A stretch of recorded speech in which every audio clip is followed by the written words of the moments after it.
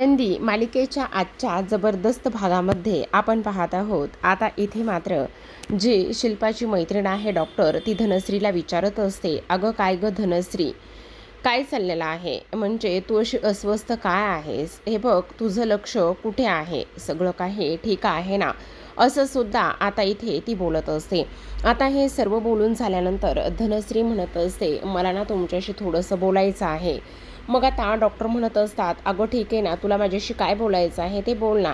आणि ऐक ना धनश्री, मला तुझा प्रॉब्लेम शिल्पाने सांगितला आहे. एक काम कर ना, तू आणि विद्याधर तुम्ही दोघेही जण क्लिनिकमध्ये या आणि तिथे आल्यानंतर आपण एक काम करूया, तुझ्या आणि त्याचबरोबर विद्याधरच्या दोघांच्याही टेस्ट करूयात. आनंदी हे सगळं ऐकल्यानंतर ती म्हणत असते, नेमकं ह्यांना काय बरं झालं असेल आणि ह्यांच्या टेस्ट का बरं करायच्या असतील असा विचार ती इथे करत असते आणि सगळं काही ठीक असेल ना. मग आता इथे डॉक्टर म्हणत असतात, हे बघ, बेबीसाठी तुम्ही प्रयत्न करताय ही चांगली गोष्ट आहे, पण टेस्ट तर आपल्याला कराव्याच लागणार आहेत असं डॉक्टर म्हणत असतात. आता लगेचच धनश्री म्हणत असते, मॅडम पण मला प्लीज तुमच्याशी 2 मिनिटं बोलायचं आहे असं म्हणून ती बाजूला घेऊन जाते. धनश्री म्हणत असते, मी काय म्हणते ऐका ना, मी जर एकटीच टेस्ट करण्यासाठी आले तर नाही चालणार का? ऐका ना, मला एकटीलाच येऊ द्या ना, असं इथे ती बोलत असते. तेव्हा मात्र आता इथे ती म्हणत असते, अगं वेडी आहेस का? विद्याधर आला तर आणखी चांगलं होणार आहे आणि विद्याधरच्या सुद्धा टेस्ट करूया ना. अहो त्यांच्यामध्ये काही प्रॉब्लेम नाही आहे, आपण माझ्याच टेस्ट करूया असं धनश्री म्हणत असते. अगं वेडी आहेस का तू? असं तुला कोणी सांगितलं की पुरुषामध्ये प्रॉब्लेम नसतो म्हणून? हे बघ, पुरुषामध्ये सुद्धा प्रॉब्लेम असतोच ना, असं काहीही नाही आहे आणि त्यामुळे तू त्यालासुद्धा टेस्ट करायला घेऊन ये असं इकडे ती बोलत असते. तेवढ्यातच आता शिल्पा म्हणत असते, काय चाललंय तुम्हा दोघींचं तिकडे? हे बघ धनश्री, जे काही आहे ना ते नंतर बघूया, आत्ता इथे हे सगळं काही बोलण्याची वगैरे काही गरज नाही, समजलं का? हे सर्व काही झाल्यानंतर आपण पाहतो त्या दोघी जणी आपापल्या जागेवर जाऊन बसलेल्या असतात. दुसरीकडे आता शिल्पाच्या मैत्रिणी म्हणत असतात, आता ना एक काम करूया आनंदी आणि त्याचबरोबर इथे आपण सर्वांसोबत एक गेम खेळूयात. चिट्ट्यांचा गेम असेल आणि चिट्ट्यावर प्रत्येकाचं नाव असेल. आता गेम असा असणार आहे की काही झालं तरी ज्याचं नाव निघेल ना त्या व्यक्तीला इथे आता आपण एक काहीतरी गेम वगैरे द्यायचा आहे आणि काहीतरी एक गोष्ट सांगायची आहे, जेणेकरून ती व्यक्ती इथे त्या व्यक्तीला एक टास्क देऊ शकते. आता आनंदी आपल्यामध्ये नवीन आहे असं इकडे ते बोलतात. आनंदीलाच इथे आपण हा पहिला टास्क देऊयात असं इथे सुरू असतं. म्हणून आता लगेचच आनंदीला एक चिठ्ठी काढायला लावण्यात येते. आनंदीने चिठ्ठी काढल्याबरोबर आपण पाहतो आता त्या चिठ्ठीमध्ये इथे शिल्पाचं नाव असतं. मग आता शिल्पाचं नाव असल्या कारणाने इथे आता शिल्पा चिडते आणि म्हणत असते, मी हे टास्क वगैरे असला अजिबातच काहीही करणार नाही आहे. हिंमत कशी झाली मला इथे हे सगळं काही देण्याची? मैत्रिणी म्हणत असतात, अगं वेडी आहेस का तू? हे बघ हा गेम आहे ना. मग ती म्हणत असते, मग मी ना तुम्हाला इथून पुढे कशाला बोलवणारच नाही आहे, तुम्ही जर माझं ऐकणार नसलात तर. मग आता इथे आनंदी ने सांगायचं असतं की काय वगैरे गेम आहे काय नाही, पण तरीसुद्धा आनंदी म्हणत असतात, नाही नाही त्याची काही गरज नाही. मग ती लोक अजिबात ऐकत नाहीत. मग न ऐकल्यामुळे आता इकडे शिल्पाच्या मैत्रिणी म्हणत असतात, शिल्पा आता तुला ना आम्ही एक काम करणार आहेत, काही झालं ना तरी तुझ्या डोळ्यावर पट्टी बांधायची आहे आणि तुझ्या डोळ्यावर पट्टी बांधूनच आपण आता ही गोष्ट करणार आहोत असं इथे ती बोलू लागते. आणि तेव्हा लगेच आता इथे शिल्पाच्या डोळ्याला पट्टी बांधली जाते आणि शिल्पा म्हणत असते, नाही मी हे सगळं नाही करणार आहे वगैरे वगैरे ह्या सगळ्या गोष्टी ती बोलत असते. पण शिल्पाचं कोण ऐकतंय? शिल्पाच्या मैत्रिणीने असं सांगितलेलं असतं की तुला आता आनंदीसारखं इथे डोळ्यावर पट्टी बांधून तुझ्या घरातल्या 5 वस्तू 5 मिनिटाच्या आतमध्ये इथे आणून ठेवायच्या आहेत असं सांगितल्यानंतर आता शिल्पा तर नाही म्हणतच असते, पण मैत्रिणी न ऐकल्यामुळे शेवटी तिला हा टास्क करावाच लागणार असतो. ती आजूबाजूला बरंच काही शोधते, पण तेव्हा तिला तिथे काहीच सापडत नाही. तिच्या मैत्रिणीची पर्स ठेवलेली असते, पण ती पटकन उचलून घेते. मग शिल्पा म्हणत असते, इथे पर्स होती, मी आत्ता पाहिली होती. तेवढ्यात शिल्पासमोर एक पोल असतो आणि त्याला जाऊनच शिल्पा इथे धडकते. शिल्पा त्या पोलला जाऊन धडकल्याबरोबर इथे आता आनंदी म्हणत असते, सावकाश ताईसाहेब, आता तुमच्या पुढे 5 पावलं चालत गेलात ना तर डायनिंग टेबलवरती पेला आहे, ते तुम्ही घेऊन या असं आता आनंदी गाईड करू लागते. शिल्पा 5 पावले डायनिंग टेबलपर्यंत चालते, पण तिथे जाऊन पुन्हा तिचा तोल जातो आणि त्यानंतर ती पेला उचलते. आता आनंदी म्हणत असते, ताई तुम्ही ऐका ना, किचनमध्ये बऱ्याच अशा वस्तू आहेत पेला आहे, पळी आहे, पालक आहे, त्याचबरोबर आणखी बरेच काही गोष्टी आहेत, पोळपाट आहे. तुम्ही तिथे जाऊन त्या सगळ्या वस्तू घेऊन येऊ शकता. आणि तुम्ही एक काम करा ना, आता तुम्ही जिथे उभे आहात ना तिथून तुम्ही 10 पावले किचनकडे जा, म्हणजे किचन बरोबर आहे. तेव्हा शिल्पा जाते तर भिंतीला जाऊन धडकते. मग आता आनंदी म्हणत असते, तुमच्या डाव्या हाताला आणखी एक पाऊल जा, मग बरोबर किचनचा दरवाजा आहे. आता लगेचच इथे शिल्पा किचनमध्ये जाते. मग आता किचनमध्ये गेल्यानंतर सुद्धा आनंदी शिल्पाला गाईड करत असते.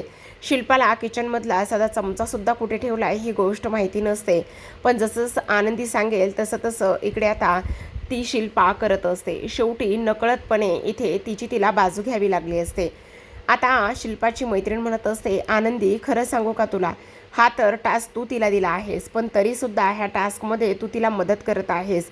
आणि काय गा आनंदी, ही शिल्पा तुझ्याबरोबर अशी वागते, ही तर हिटलरगिरी करते, पण तरीसुद्धा ती तिला मदत का बरं केली आहेस. तेव्हा आनंदी म्हणत असते, माझ्या आबांनी आम्हाला नेहमी शिकवलंय की एकमेकांना मदत करायची, त्याचबरोबर इथे सगळ्यांची साथ द्यायची. काही जरी झालं तरीसुद्धा इथे ह्या सगळ्या गोष्टी करायच्या, असं इकडे ती बोलत असते. आता हे सर्व काही बोलून झाल्यानंतर इथे आपण पाहतो आनंदी म्हणत असते, तुम्ही देवघराजवळ गेला आहात, तिथेच देवघराच्या बाजूला पळी आणि पेला आहे, तो सुद्धा तुम्ही घेऊ शकता. मग आता इकडे शिल्पा आणखी पुढे जाते. मग आनंदी सांगत असते, तिथे पालकाची जुडी आहे ती घ्या. मग आता शिल्पा पालकसुद्धा घेत असते. अशा पद्धतीने बऱ्याच काही वस्तू आता इथे शिल्पाने प या अक्षरावरून उचललेल्या असतात आणि प या अक्षरावरून उचलल्यानंतर शेवटी आता इकडे शिल्पाने हा टास्क जिंकलेला असतो. आणि तो म्हणजेच की फक्त आणि फक्त इथे आनंदीची मदत घेऊनच हा टास्क तिने आता इथे पूर्ण कंप्लीट केलेला असतो, असं सुद्धा इथे आता दिसून येत आहे. आता हे सगळं काही झाल्यानंतर आपण पाहतो की आता शिल्पा जी आहे ती हळूहळू करून सगळ्या काही वस्तू वगैरे तिथून घेऊन येण्याचं काम करत असते. सगळ्या वस्तू वगैरे घेऊन आल्यानंतर आपण पाहतो आता इकडे आनंदी म्हणत असते, आता तुम्ही बरोबर ह्या सगळ्या काही वस्तू अगदी परफेक्ट पद्धतीने आणल्या आहेत, असं ती शिल्पाला बोलत असते. आणि मग शिल्पा म्हणत असते, शेवटी मी आता जिंकलेली आहे. आता शिल्पा बाहेर येते, तिच्या डोळ्यावरची पट्टी काढण्यात आलेली असते. आनंदी तिला बाहेर यायला सुद्धा आधार देण्याचं काम करत असते. ह्या सगळ्या गोष्टी अतिशय व्यवस्थित पद्धतीने झालेल्या असतात. पण इथे मात्र आता त्या मैत्रिणी पुन्हा आनंदीला म्हणत असतात, आनंदी तू हिला मदत करायला नको होतीस, कारण तू हा टास्क तिला दिला होतास, मग तुला मदत वगैरे करण्याची काही गरज नव्हती, असं त्या स्पष्टपणे बोलू लागलेल्या असतात. पण आनंदी म्हणत असते, नाही. आणि त्याहूनही एक गोष्ट मी तुम्हाला सांगू का, इथे आंधळेपणा काय असतो हे मला चांगलं माहिती आहे आणि त्या सगळ्या गोष्टीची मला इथे सवय झाली आहे. त्यामुळे मला असं वाटतं की माझ्यावर जी परिस्थिती आली आहे ती कोणावरही येऊ नये, असं आता इथे ती बोलू लागलेली असते. आता हे सगळं काही बोलल्यानंतर आपण पाहतो इथे आता लगेचच दुसऱ्या बाजूला मात्र तिच्या मैत्रिणी आनंदीचं भरभरून कौतुक करत असतात. आणि त्यानंतर शिल्पाला म्हणत असतात, काय गं शिल्पा, तू कोणाच्याही तालावर न नाचणारी किंवा कोणालाही इथे तुझ्या आयुष्यात उभा न करणारी, आज चक्क 5 मिनिटे का होईना पण तू चक्क आज आनंदीच्या तालावर नाचली आहेस. आनंदीने शेवटी तुला तिच्या तालावर नाचवलंच आहे. तेव्हा मात्र शिल्पाला अजूनच राग येतो. शिल्पा म्हणत असते, असलं काहीही बोलू नका, असं काहीही नाही आहे. आणि मी तिच्या तालावर नाचायला मी काय इथे तिच्यासारखी नाही आहे. मी कोण आहे, मी निंबाळकरांची एकुलती एक मुलगी आहे आणि माझ्या युगंधरची एकुलती एक बहीण आहे. त्यामुळे हे असं काहीही नाही आहे. मग आता आनंदी म्हणत असते, हो तसं काही नाही आहे. मग आता इकडे दुसऱ्या बाजूला आपण पाहतो आबांचा राग रुसवा घालवण्याचा आर्ची आणि त्याचसोबत आरती ह्या दोघी जणी प्रयत्न करू लागलेल्या असतात. आर्चीने मस्त आता इकडे पाडाच्या कैऱ्या शेतातून आणलेल्या असतात आणि तिथे आबांना देत असते आणि म्हणत असते, आबा तुम्ही आता हे नाही म्हणायचं नाही, गुपचूप ह्या पाडाच्या कैऱ्या ज्या आहेत ना त्या गुपचूपच खायच्या आहे, असं ती सांगत असते.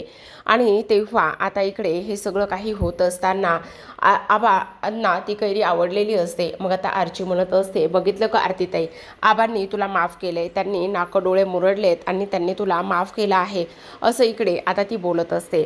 तेव्हा आबा म्हणत असतात, असं अजिबातच नाही, नाही, मला ना हे थोडंसं आंबट लागलं त्यामुळे मी हे नाकाडोळे मुरडलेले आहेत, बाकी काही नाही आहे. मग आता आबा इथे आर्ची म्हणत असते, हो का, असं आहे का, पण तुम्ही तर खोटं बोलताय, असं अजिबातच नाही आहे, मला माहिती ना तुम्हाला हे सगळं काही फार आवडलं आहे, पण तुम्ही खोटं बोलू लागलेला आहात, असं इकडे आता ती बोलत असते. आता हे सर्व काही बोलून झाल्यानंतर आपण पाहतो आता लगेचच इथे आर्ची म्हणत असते, आबा मला एक गोष्ट सांगा, जेव्हा आंब्यावरून मी आणि त्याचबरोबर आनंदीताई आम्ही दोघीजणी भांडणं करायचो तेव्हा तुम्ही आमच्यासोबत कसे वागायचे. मग आता आबा मात्र त्या दोघींकडे सुद्धा दुर्लक्ष करतात. आरतीला मात्र फार वाईट वाटू लागलेलं असतं. तिच्या मनामध्ये खूप सारे विचार येतात, मी अशी एवढी मोठी चूक केली आहे का की आबांनी मला माफ करायचंच नाही असं ठरवलं आहे. दुसरीकडे आता आनंदीला पुन्हा एक मैत्रिणी प्रश्न विचारतात की तुला आता ना तुझ्या नंदेचं म्हणजे शिल्पाचं कौतुक करायचं आहे किंवा शिल्पाविषयी तुझं काय मत आहे, शिल्पाचे गुण अवगुण हे सगळं काही तुला सांगायचं आहे, असं आनंदीला एक टास्क दिलेला असतो. मग आता शिल्पा मनामध्येच बोलत असते, आता ही बया माझ्याबद्दल काय बोलते आणि नाही ते वेगळं काही जर बोलली तर मग काय होणार आहे, असा विचार आता इकडे ती करू लागलेली असते. तेव्हा मात्र आनंदी शिल्पाविषयी बोलत असते. ती म्हणत असते, शिल्पाताईंना खरं तर सगळं प्रॉपर लागतं, त्याचबरोबर त्यांची ती शिस्त, त्याचबरोबर त्यांचा तो धाक आणि त्यामुळे घराला लागलेली शिस्त, निंबाळकरांचे संस्कार हे त्यांच्या वागण्यातून बोलण्यातून सगळं काही दिसतं. त्या जरी बाहेरून एवढ्या खडूस किंवा एवढ्या कणखर असल्या तरीसुद्धा त्यांच्यामध्ये सुद्धा त्या फणसासारखा आतून गोडवा आणि रसरशीत आहेत, असं आनंदी बोलत असते.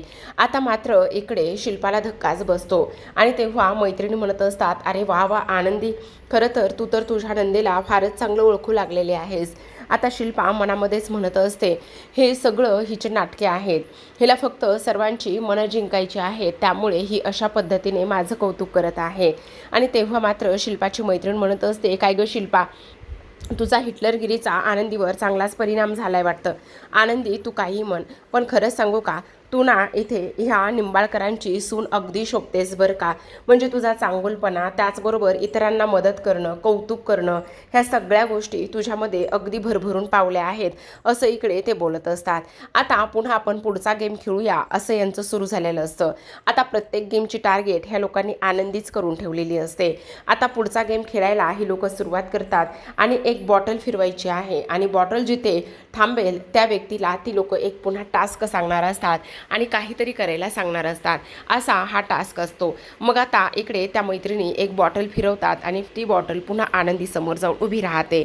आता ती बॉटल आनंदीसमोर उभी राहिल्यानंतर इथे आता त्या मैत्रिणी म्हणत असतात, आनंदी आता ही बॉटल तुझ्यासमोरच येऊन उभी राहिली, मग आता तुला एक काम करायचं आहे, तुला तुझ्या नवऱ्याला म्हणजेच युगंधर निंबाळकरला फोन लावायचा आहे. तेव्हा आनंदी चकितच होते. तेव्हा दुसरी मैत्रीण म्हणत असते, हो अगदी बरोबर आहे, आता तू युगंधरला फोन लावायचा. मग आता आनंदी म्हणत असते, हे बघा नाही, मी हे नाही करू शकत, तुम्ही मला दुसरं काही सांगा, मी ते करेल, पण प्लीज मला फोन लावायला सांगू नका. मग आता मैत्रिणी म्हणत असतात, अगं नवी नवरी आहेस तू आणि नवी नवरी असल्याने नाही असं का म्हणतेस, हे बघ काही झालं ना तरी आत्ताच्या आत्ता युगंधरला फोन लावायचा आहे, समजलं तुला. पण आनंदी म्हणत असते, नाही नको नाही नको, पण शेवटी तिच्या मैत्रिणी ऐकत नाहीत. आता इथे मात्र आनंदीला फोन लावायला लावल्यानंतर शिल्पा मनातच बोलत असते, आता लावा, काय फोन लावायचा आहे ना तेवढा फोन लावा, कारण एकदा का तुम्ही फोन लावला आणि त्यानंतर जेव्हा युगंधर कामामध्ये असतो तेव्हा जर त्याला कोणाचा फोन आला आणि घरच्यांचा आला तर तो किती चिडतो ना हे कळेलच. आत्ताच्या आत्ता आनंदी ही आता लगेचच जी हवेत उडते ना ती जमिनीवर आपटल्याशिवाय राहणार नाही, असं शिल्पा मनामध्ये बोलते. आता आबा मात्र तिथून निघालेले असतात. तेव्हा आर्ची धावतच जाते आणि आबांना विचारत असते, सांगा ना आबा, आम्ही कसं इथे भांडणं करायचो, मग भांडणं केल्यानंतर तुम्ही काय करायचात बरं, आमची इथे गट्टी करण्यासाठी किंवा आम्ही एकमेकांशी बोलावं ह्या सगळ्या गोष्टीसाठी तुम्ही काय काय करायचात, सांगा ना आबा, बोला ना. तेव्हा आबा म्हणत असतात, हे बघ आर्ची, मला आता तुझ्याशी काही नाही बोलायचे.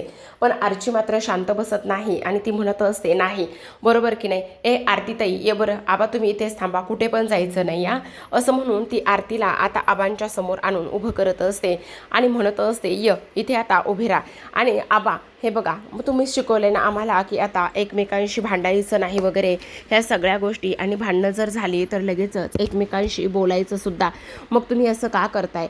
आबा बोला ना, काय झालेलं आहे? आणि तेव्हा हे सगळं काही होत असताना आता लगेचच इथे ती म्हणत असते, खरं सांगू का आबा, त्याचबरोबर इथे आता आपण इथे काय करायचो की कान वगैरे पकडायचो आणि कान पकडल्याच्यानंतर मग आपल्यामध्ये असलेलं ते सगळं काही इथे व्यवस्थित व्हायचं. मग आत्तासुद्धा तुम्ही तसंच करायचं आहे, कळलं का तुम्हाला? आणि तेव्हा लगेच आता इकडे आरती मात्र आबांचे कान पकडते. आरतीने कान पकडल्यानंतर इथे मात्र आबा जे आहेत ते तिचे कान इथे सोडून काहीच म्हणजे हातच लावत नाहीत कानाला. आणि कानाला हात न लावल्यामुळे आता आपण पाहतो इथे लगेचच आबा निघून गेलेले असतात. आरची आबांना आवाज देत असते, पण आरती म्हणत असते, आबा मी हे फक्त तुमच्यासाठी आनंदीसाठी केलेलं आहे. मग तुम्ही मला माझ्या ह्या केल्याची एवढी मोठी शिक्षा देणार आहात का? तुम्ही म्हणताय तसं तुम्ही माझ्यासोबत कधीच बोलणार नाही आहात का?